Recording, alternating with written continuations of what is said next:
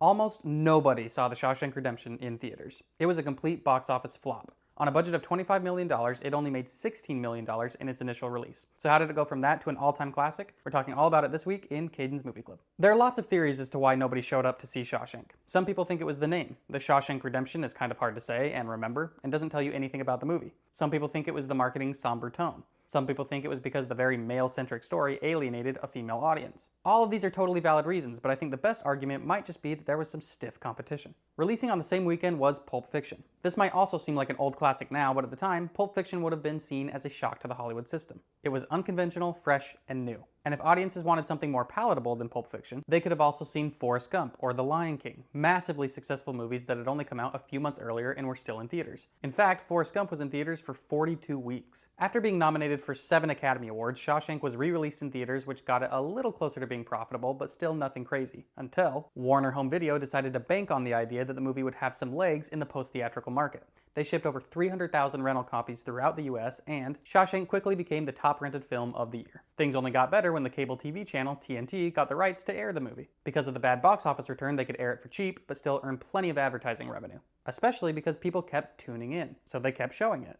In fact, they kept airing it for another decade. The Shawshank Redemption is, in my opinion, a masterclass in plants and payoffs. A plant and payoff is when a movie puts something in clear view of the audience and then brings that element back later on with new significance. You either die a hero, or you live long enough to see yourself become the villain.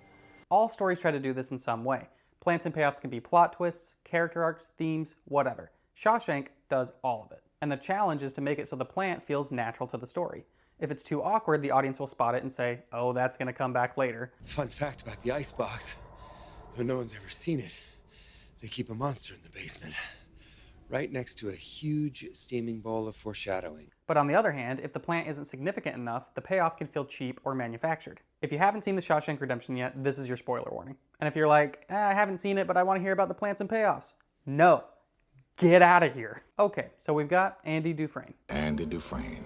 He claims to be innocent of his crime, but all evidence points against him, and he ends up with a life sentence at Shawshank Prison. Andy bonds with a group of other inmates, but his closest friend is Red, who's known throughout the prison as a sort of broker. People want contraband items, they pay him, and he's got a system for smuggling those items in the prison. Red narrates the movie, and in the opening scene we have our first plant. So when Andy Dufresne came to me in 1949 and asked me to smuggle Rita Hayworth into the prison for him, I told him, no problem.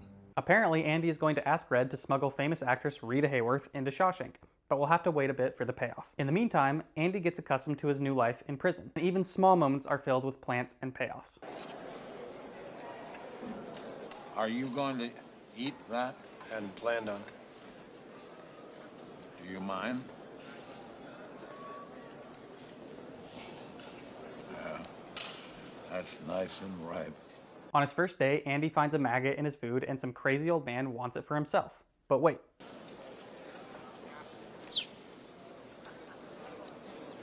Jake says thank you. Something really key with plants and payoffs is subverting audience expectations. Shawshank is immediately depicted as a hellish place, so we're prepared to accept that Andy has grubs in his food, and that an inmate might be crazy enough to want to eat it. Then we get an unexpected but more suitable payoff. And then this small payoff turns into a bigger plant, both for a character arc and a theme. Jake the bird belongs to Brooks, and will continue coming back throughout his story. It's also an early example of the movie's central theme. The idea of Brooks wanting to eat the grub isn't just gross because it's a bug. It immediately implies so much about the prison. The inmates are insane, the conditions are horrible. But in this moment, the fear is turned into something completely opposite. The man is kind and gentle enough to have rescued a baby bird. It's a small sign of hope despite everything else Andy has experienced so far. We also have plants that end up recurring throughout the movie, like the warden's sign that reads,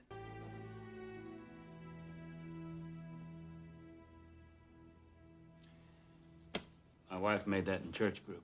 It continues to establish him as this hellfire and brimstone kind of Christian where he positions himself as delivering God's judgment upon the prisoners he oversees. Direct attention is called to it, but it feels perfectly natural as we continue learning about this character, which makes the later payoff that the sign hides a safe absolutely perfect. Because the safe isn't just the warden's personal safe. It's where he keeps the records for all of his corrupt dealings at the prison. This payoff serves as another kind of plant. By revealing the irony of the warden using a sign about God's judgment to commit all kinds of crimes, it calls attention to the sign as a theme. In the moment the warden's crimes are all exposed, his role as the man that deals out God's judgment is reversed, and he finally realizes the sign applied to him all along. Whether or not Andy will escape from Shawshank is not the main tension of this movie. The possibility of escape is not even raised until the moment it happens. The tension of the movie is closer to, will Andy keep his hope alive? So when Andy does suddenly escape Shawshank, it could have felt like a Deus Ex Machina moment, where suddenly the character's problems are solved too easily, if not for all the plants we've received throughout the movie. First, we have Rita Hayworth. The plant at the beginning of the movie from Red's narration is eventually paid off to mean that Andy has Red get him a poster of Rita Hayworth. Andy doesn't exactly seem like the kind of guy that would have these types of posters, but the movie distracts from that pretty easily with the scene where all the inmates react to the Rita Hayworth movie. By the end of the story, the poster has switched to Raquel Welch, but it's been hiding Andy's tunnel all along. Second, we have Andy's rock hammer. The first time this is planted, it even draws attention to the fact that it could be used to tunnel out of Shawshank, but it's dismissed as ridiculous because of how small it is. We continue to buy the fact that Andy really wants the rock hammer for his geology hobby because we see the slow development of the chess pieces he's building out of rocks. The real payoff with the rock hammer comes from a plant that seems entirely unrelated though. The warden is always lecturing the inmates about the Bible and directly tells Andy that salvation lies within, which Andy takes literally. But the real reason the payoff of Andy's escape works so well is because it's a reversal of expectation. In the scene where the guards discover Andy's cell is empty, the story has only hinted at the idea of an escape. You know what that's about? You'll like it. It's about a prison break. We'll be able to file that on the educational too. Like I said before, it's not the tension of the story. Here the tension is that Andy might have reached his breaking point.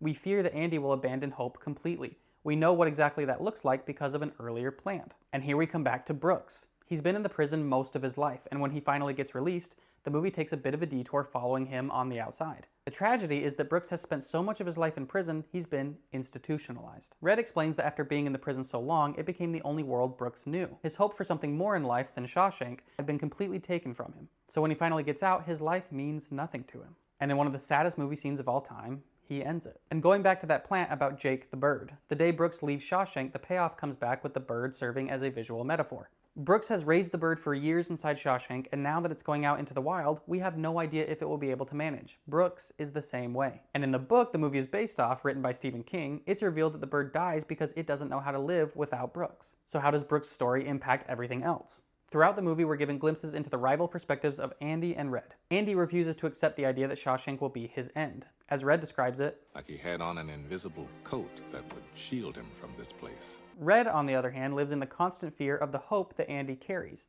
Because Red knows that if his hopes are crushed, that might be his breaking point. Hope is a dangerous thing. Hope can drive a man insane. It's got no use on the inside. You better get used to that idea. Like Brooks did. But despite a constant barrage of moments that seem like they could be Andy's breaking point, he continues to create moments of hope for himself that then keep that hope alive in others. Like when he convinces the captain to get some suds on the roof for all his friends, when he plays the song over the loudspeakers, when he builds a library for all the inmates, and when he teaches Tommy. And it's with Tommy that we reach a major turning point. We finally learn that Andy is in fact innocent, and Tommy may be the key to proving that. But even this, the chance for Andy's redemption, is taken from him in a cruel manner by the warden. And the story leads us to think this must be Andy's breaking point. Get busy living. You get busy dying. And it seems like all hope has been lost for Andy to get busy living, so we're only left with one other option. And we already saw this exact thing play out with Brooks. What I'm trying to illustrate is that it's all been a plant. Brooks' entire story, Andy's continual fight to keep hope alive, is all a series of plants so that his escape is an extremely satisfying payoff. The logistic plants we discussed with the poster and the rock hammer make it so the payoff is believable. The reason it resonates is because of all the thematic plants we've been receiving. We've seen what happens when hope leaves a person through Brooks' story.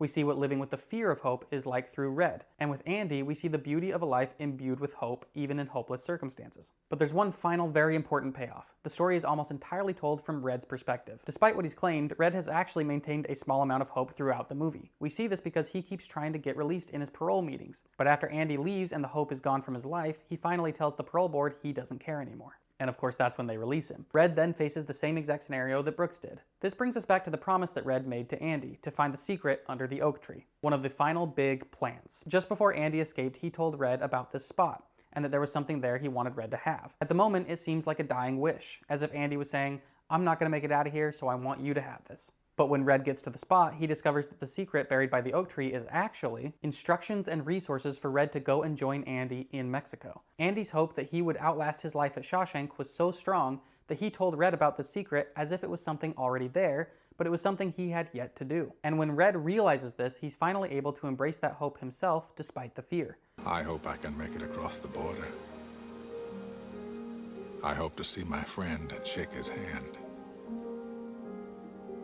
I hope the Pacific is as blue as it has been in my dreams. I hope. And I think that extremely satisfying series of plans and payoffs is why The Shawshank Redemption managed to overcome a near fatal theatrical release to become an all-time classic. But we can all thank TNT for airing it on cable for over a decade. And we also have TV broadcasts to thank for next week's movie getting a second life. Willy Wonka and the Chocolate Factory wasn't quite the financial disappointment that Shawshank was, but it wasn't great. In 1971, it made $4 million on a $3 million budget. Some critics liked it, but a lot of them thought it was a very average family movie. But the question of how this movie rose back to cultural awareness might be a bit more of a mystery than for Shawshank Redemption, because, lest we forget, Willy Wonka is weird. Down the rushing glen, we dare not go a-hunting, for fear of little men. So here's some questions to keep in mind while you watch. What do you think about the movie's style? Is it charming and nostalgic, or offbeat and strange? Why do you think this movie found an audience with at-home viewings years later versus the time of release? Was it just not seen by the right people, or did something change culturally? Do you think this movie remains relevant because of nostalgia alone, or is there something about it that still resonates? I'd love to hear your thoughts on Shawshank Redemption, so let's discuss that in the comments, and I'll see you back here next week to chat all about Willy Wonka and the Chocolate Factory. If you want to stay in the know about Movie Club, you know where to go.